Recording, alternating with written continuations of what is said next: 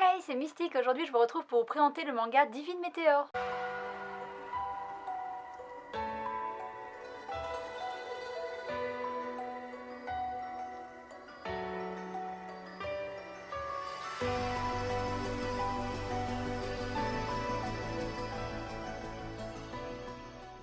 Je vous retrouve aujourd'hui pour vous présenter mon chouchou couverture du mois de décembre. Et oui, vous avez bien entendu, du mois de décembre 2019.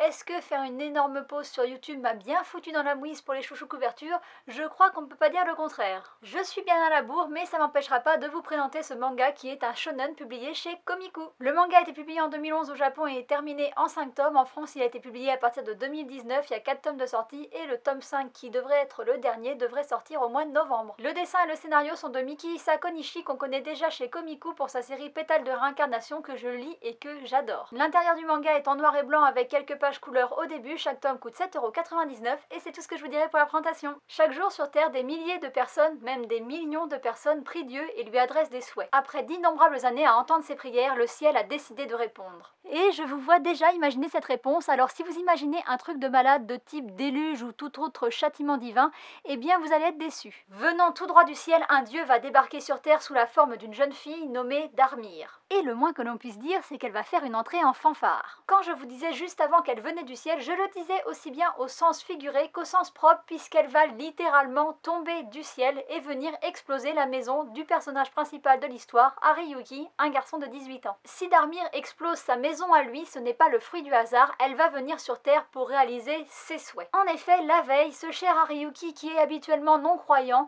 a profité qu'une pluie de météorites traverse le ciel pour formuler des souhaits. Alors le mec, d'habitude, il croit pas en Dieu, mais quand il y a une pluie d'étoiles filantes, il se lâche. Il a demandé une petite amie, la réussite scolaire, d'avoir de l'argent, bref, tout y passe. Pourtant, malgré le fait qu'il ait fait un nombre important de vœux, eh bien, une fois confronté à un dieu et à la possibilité de voir ses désirs se réaliser, il va pas du tout être emballé. D'une part, parce que ça fout quand même sacrément le bordel dans sa vie de plus avoir de baraque, et d'autre part, parce qu'il ne va pas réaliser tout de suite que Dharmir est réellement doté de pouvoirs divins. Alors d'habitude, je vous aurais dit que j'étais trop contente d'avoir un héros qui remettait un petit peu tout en cause, puisqu'on a souvent des héros qui acceptent tout ce qu'on leur dit sans se poser de questions.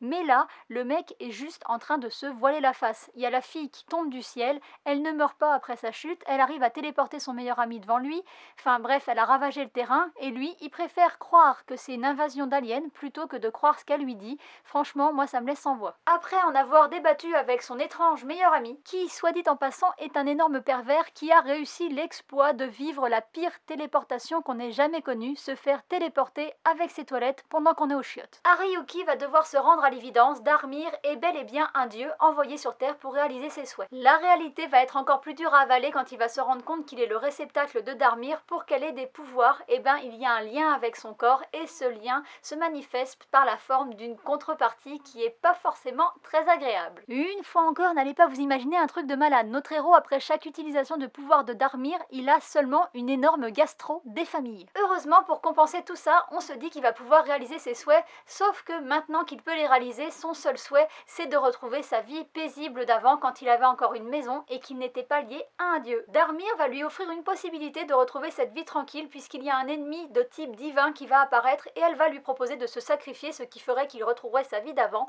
Mais le garçon est trop gentil et il va décider de se battre à ses côtés. Cette gentillesse va donc avoir raison de sa tranquillité. Et accessoirement, il va aussi y lisser sa santé gastrique. Pour parvenir à vaincre l'ennemi, Hariyuki va enfin formuler son premier souhait qui sera le premier d'une longue liste qui marque le début de sa nouvelle vie très mouvementée. Pour vous donner mon avis, comme d'habitude, je commence par les dessins et je dois dire que c'est assez compliqué parce que si je me base uniquement sur le tome 1, eh bien c'est pas le même avis que si je me base sur les 4 premiers tomes que j'ai lus parce qu'en fait le dessin s'améliore quand même au fil de l'histoire, mais le tome 1 est vraiment en dessous du lot. Je trouve que les dessins sont vraiment simples, mais on ressent déjà la patte graphique de l'auteur qu'on va retrouver dans Pétales de réincarnation, notamment au niveau du chara design. Et plus les tomes passent, plus on retrouve le style graphique de l'auteur, et dans le tome 3 et dans le tome 4, on va même avoir des belles scènes d'action et un découpage qui est parfois un petit peu cinématographique, et ça c'est vraiment très cool, mais ça reste quand même principalement des dessins centrés sur les personnages avec très peu de fond, et même parfois les scènes d'action tiennent plus du côté comique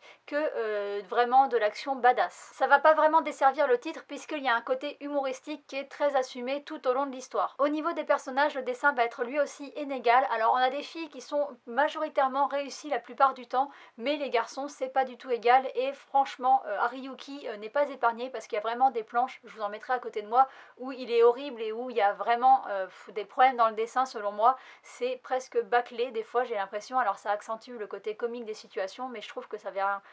C'est un petit peu dérangeant quand même quoi, c'est pas vraiment très très beau. Au-delà de l'expressivité des personnages qui est parfois ratée, il y a aussi des ratés dans le corps des personnages et leur position, puisque des fois elles sont tout simplement anatomiquement impossibles et c'est vraiment dommage, notamment dans les scènes d'action. Je vais ajouter une dernière chose à propos du dessin, c'est mon regret par rapport à Darmir. Alors elle est très mignonne certes, mais elle a un corps d'enfant et ça va amener plein de situations perverses qui n'apportent strictement rien pour moi à l'histoire et du coup je trouve qu'elle aurait pu être un peu plus vieille et ça aurait été beaucoup mieux, mais ça c'est qu'un avis personnel, manière je vais en reparler au niveau de l'histoire. Vous l'aurez compris, le dessin n'est pas le point fort de ce manga selon moi, je n'ai pas du tout été conquise et je trouve ça très bizarre puisque c'est un chouchou couverture, je trouve les couvertures vraiment très belles et je comprends pas cette différence qu'il y a avec l'intérieur.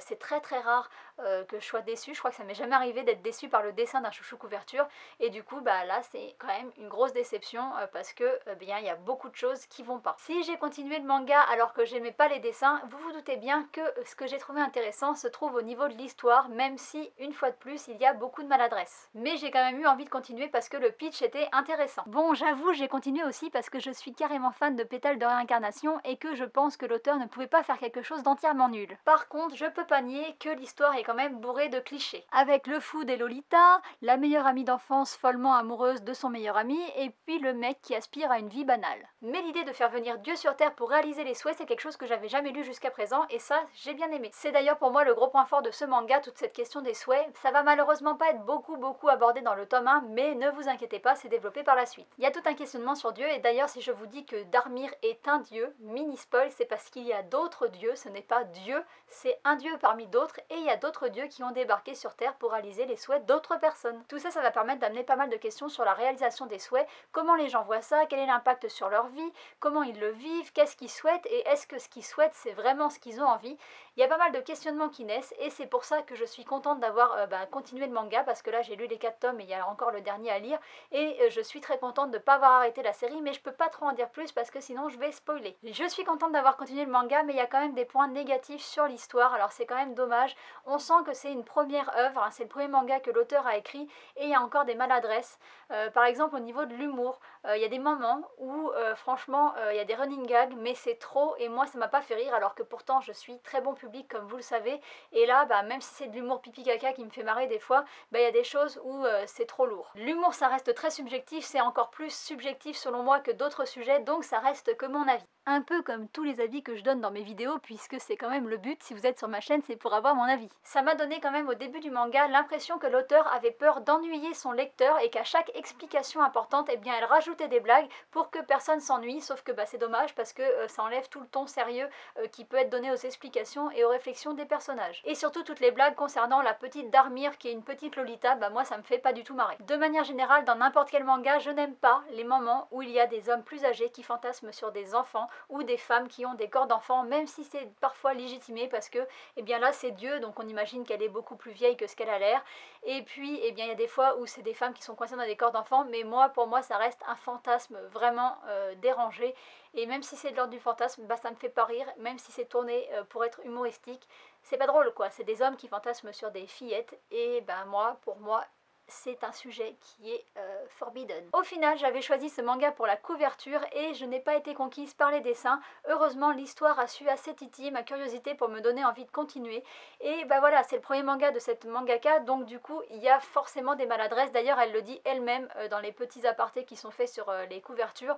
Donc elle sait très bien qu'il y a des choses qui vont pas dans son manga et ça a été entendu je pense puisque j'ai pas trouvé tous ces défauts dans Pétales de réincarnation. Je suis pas sûre de vous avoir donné envie de vous intéresser au titre puisque j'ai quand même fait des critiques sur le dessin et sur l'histoire et sur l'humour donc ça fait quand même beaucoup, mais si vous voulez lire un titre de cet auteur, eh bien lisez Pétales de réincarnation qui est beaucoup plus abouti et beaucoup plus original. Pour une fois j'ai un avis plus mitigé, vous voyez c'est possible, d'habitude je vous présente des mangas qui m'ont emballé, dans les The Story Begins c'est forcément des mangas maintenant que j'ai eu des coups de cœur dessus donc forcément j'ai j'aime tout, mais là j'ai été déçue, donc je devais le dire. Et puis c'est la deuxième fois que ça arrive avec un chouchou couverture, mais la première fois c'était The World's Best Boyfriend, il me semble qu'il m'avait un peu déçue sur l'histoire, donc c'est même la première fois que je suis déçue des dessins. Je me répète, mais je suis quand même très surprise que les dessins des couvertures soient si beaux comparés à l'intérieur. Après, je me permets de critiquer des dessins alors que je suis une grosse quiche en dessin et que je ne serais pas capable de faire même les dessins des personnages qui sont moches. Donc voilà, moi à part le petit bonhomme bâton, je sais rien faire, donc je me permets des critiques alors que je pourrais pas faire aussi bien.